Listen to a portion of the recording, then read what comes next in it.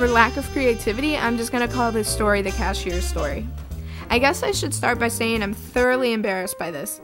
If you saw my last video, I mentioned something about being very awkward. Well, I wasn't lying. I'm so socially awkward that sometimes I have to turn to drastic measures to get out of an awkward situation. This is one of those times. I work at a grocery store, which I actually enjoy a lot. However, a lot of embarrassing stories are based in this one store. One day when I was cashiering, a woman came to my lane. She seemed like she was in a rush, so I kind of skipped the small talk. However, she was one of those people who asked a lot of different questions. That's not really what I had the problem with. The problem is that I couldn't hear a single thing she was saying.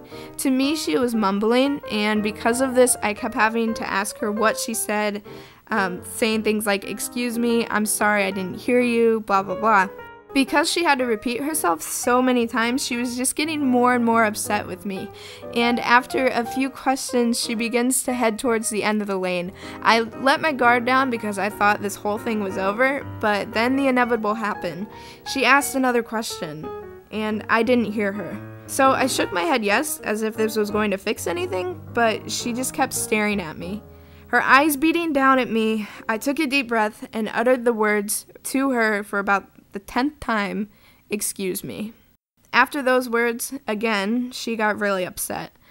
She put her bags down, put her hands on her hips, looked at me dead in the eyes, and said, "What is your problem that you don't understand anything?" And in that moment, I panicked. 1,000 explanations ran through my mind about how I was going to get out of this situation. And as if it were to come out of nowhere, I say, "I'm sorry, I'm deaf in my left ear."